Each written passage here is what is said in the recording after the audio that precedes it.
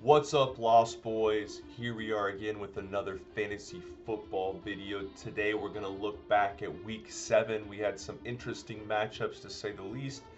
And then we're going to look forward to week 8, which I'm actually pretty excited for. So let's get right into it. First, we're going to start off with our matchup of the week last week.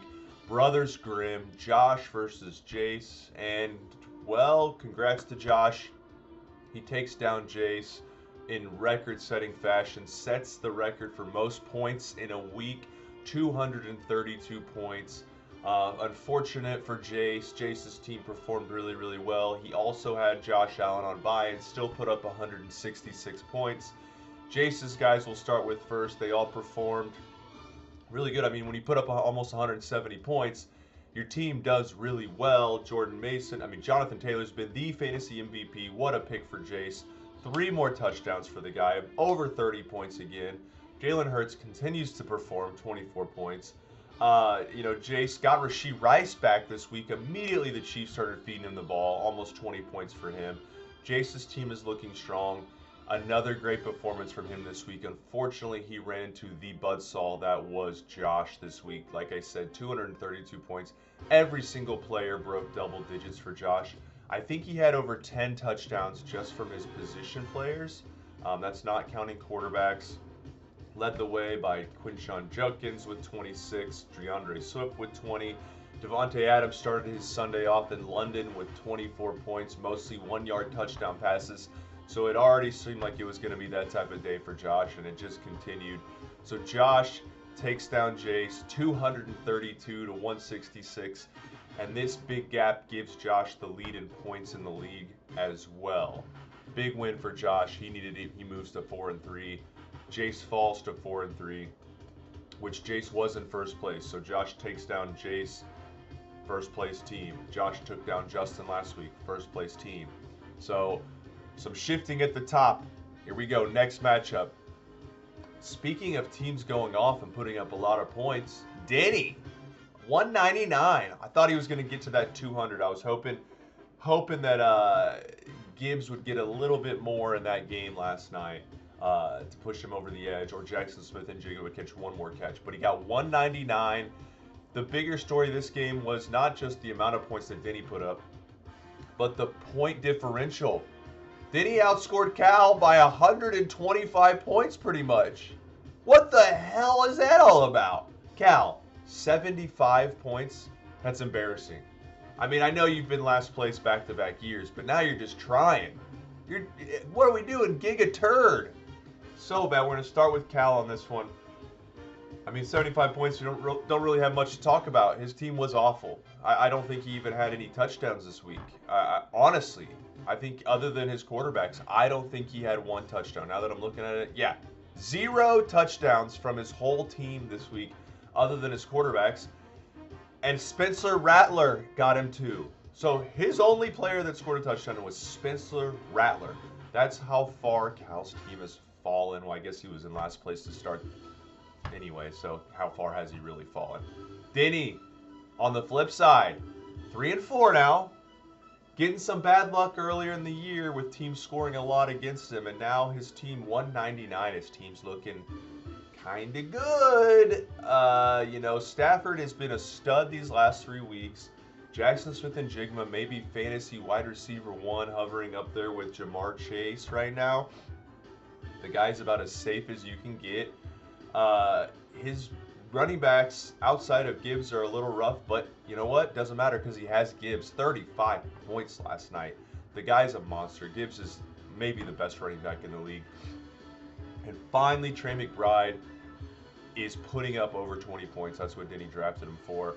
Denny's team, 199 points, gets a lot of points, gets the dub, and now he's hovering right below that playoff threshold.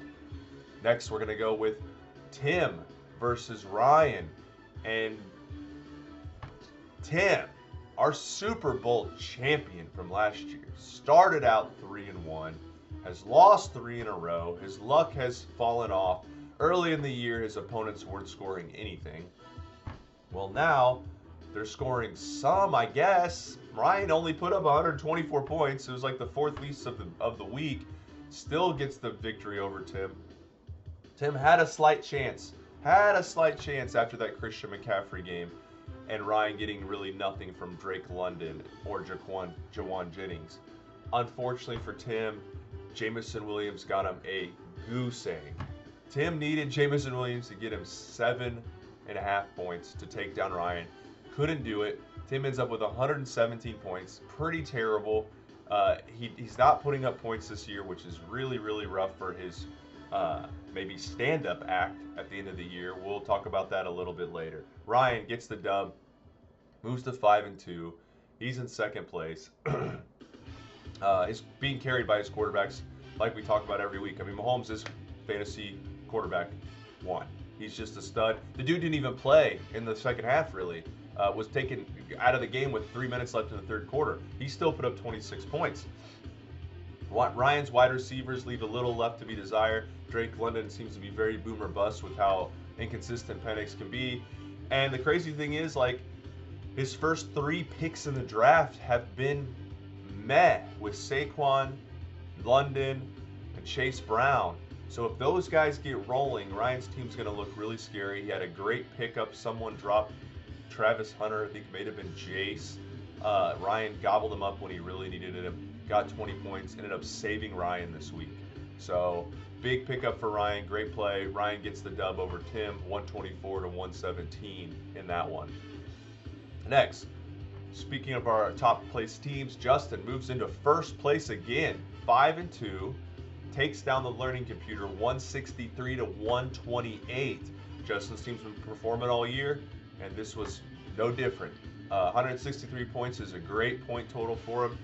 Dak Prescott's been awesome this year, continued it with 23. Aaron Rodgers, surprising awesome game. 22 points, 4 TDs from Rodgers. Paced Justin with his 2 quarterbacks. A.J. Brown and Devontae Smith. I mean, this probably won't happen again the rest of the year, but the guys combined for over 50 points. Crazy big point total from both of the Philadelphia wide receivers, who have both been disappointing for Justin. He needed both of those guys to perform because Puka Nacua was out last week. He not only survived, but easily got the dub when Puka Nacua was out. I think he's on bye next week, and then he'll be back healthy, and Justin's team will be rolling again. Bijan, another 18 points, looking like Bijan's just too good. Every week, he's just too good. And in general, Justin's team looks really strong. Matt, 128 points. Matt's in a rough spot right now. He falls to 3-4. His team's okay. He did that trade a couple weeks back with Josh, Quinshon Judkins for Garrett Wilson. Garrett Wilson immediately ended up getting hurt. So I think he might come back this week.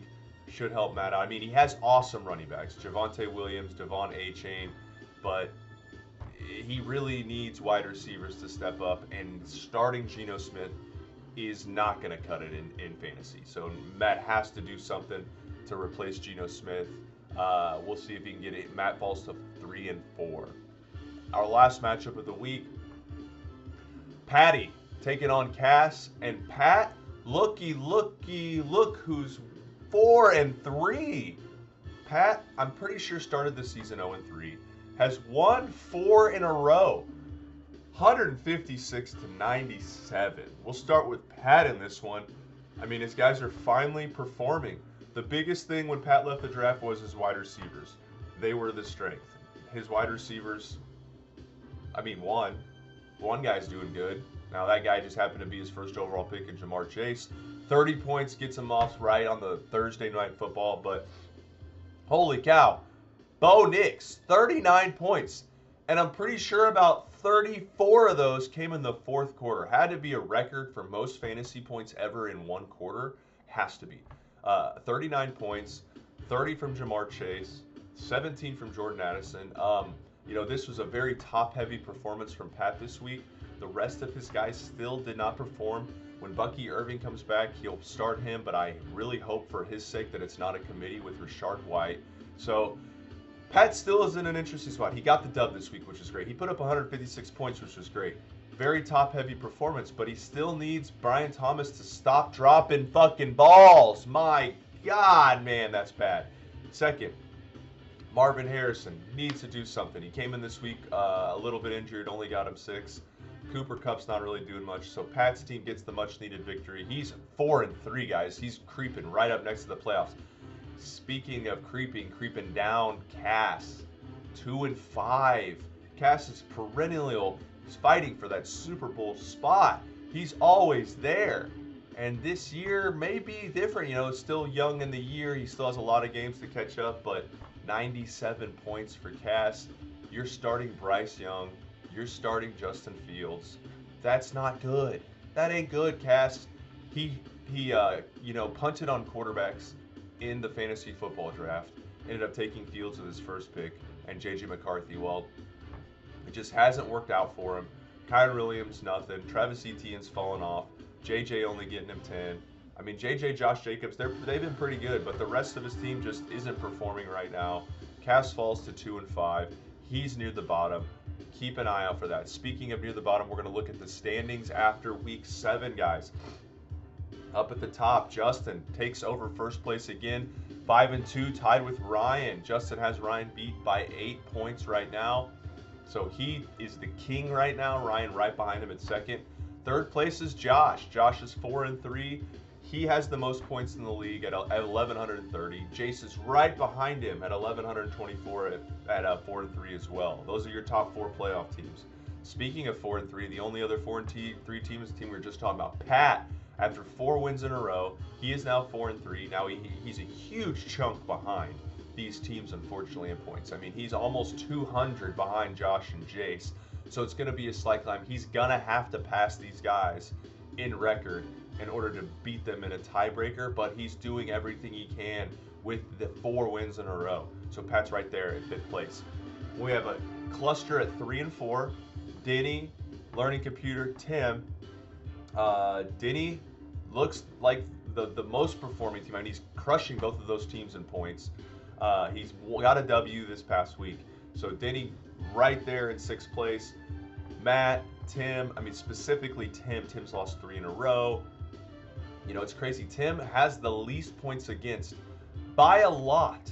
Like a lot. Only 883 points against. He still somehow has lost 3 in a row. It just shows you how low his points total is for. Tim needs to do something to shake up his team. Maybe have a motivational talk. Do something. Then at the bottom, toilet time. Cass. Cal. 2-5. And their point total ain't much better. Cass at least has broken 900. Cal, 870 points at 2-5. Not only does he have the worst record in the league, but he has the lowest point total in the league. Cal is on the Highway Express to stand-upville right now. Cass is right there, maybe in the passenger seat, but someone's on the highway.